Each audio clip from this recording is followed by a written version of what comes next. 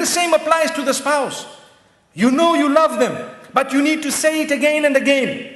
Like we got to the food moments ago, and you need to say this food is, mashallah, it's really, really great. Even if the salt is a little bit more. Because sometimes, as I was saying, she spends so much time bringing it in front of us, and we are worried about how it's smelling, number one. And number two is we say, as we taste it, the salt is too much, no? Salt is too much, no? What are you talking about? She just looks at you and her face flops. I've been at it for 3 hours here, 4 hours. I've been busy with this for so many months. And what is she going to say? Next time I'll try a bit better, a bit harder. That's if she's a good woman. If not, she'll say, never going to cook this again. Typical. It's typical. Never going to cook this again. And if you have someone who's very witty, the next time there's salt to be put in, I'll call you to put it. So we need to praise the cooking of our wives. We need to praise their dress code, especially. For example, I can let you know something that has worked for some people. Where you find some women, they don't like to dress appropriately. So the husband sometimes wants to tell them something. There are 2-3 ways of doing it. You can either say, this is very bad, I don't want you to wear this. And you might have a response. But if you want a response from the heart, what you do is, you tell them, the other dress looked much better than this. You see, so you are praising one thing, and that praise is not there when the other thing is there. So you have told them in a way that this is what I really love. And go beyond the limits in praise. That's your wife, don't worry. You can say whatever you want to. MashaAllah, in terms of goodness. Like the food, when you eat, even if it is a little bit this way, that way, just praise it, MashaAllah. See what it is. Praise the effort at least, MashaAllah,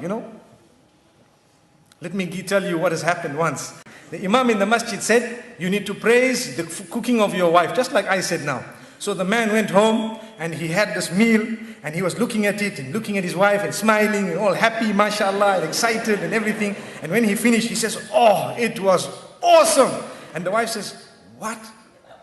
I've been cooking for you for 21 years. You never said that. Today when the food came from the neighbor, you want to say it was awesome.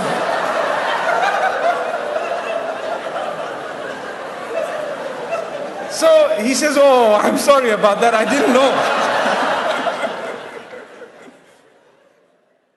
Go home and praise the right people. Say good words to them. It will solve most of your problems. Utter the good words and protect your tongue from saying sweet words to those whom those words are going to pierce their hearts, and they are not going to be able to do anything halal about it. Remember what I've said. What's the point of going to someone whom you know already that you've already got your quota of 4 wives, mashallah. So you're sitting and you're happy. And you go to someone else and you tell them, oh, I love you, you're so beautiful, you're so nice. And oh, wow, nobody's told me that before. Wow, so lovely and so on.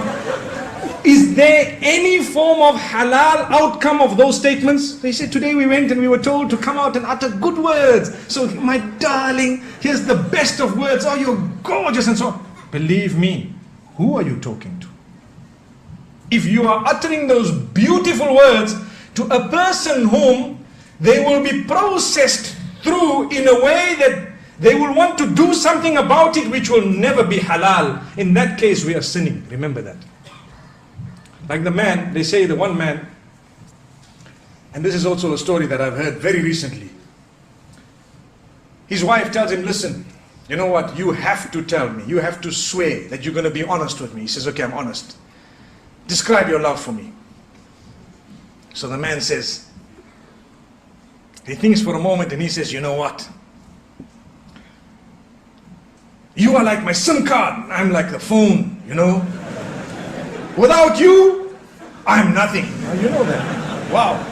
So the woman goes back so happy and delighted. Wow, I'm so happy.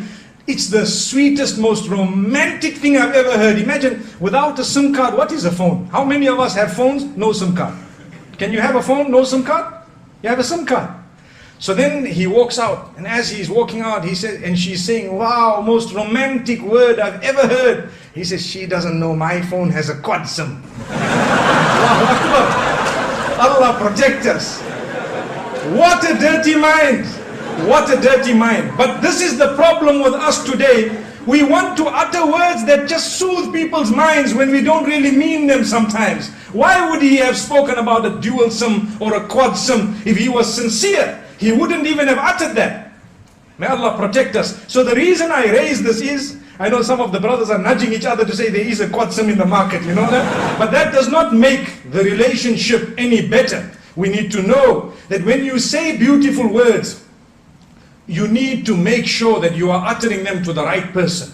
And you need to make sure you are not being hypocritical by the will of Allah subhanahu wa ta'ala. For your spouse, it's an act of worship to utter words to make them smile, to make them feel desired, to make them feel they are the most important people in the world. There will come a time when you too will feel that definitely they are the most important people in this world.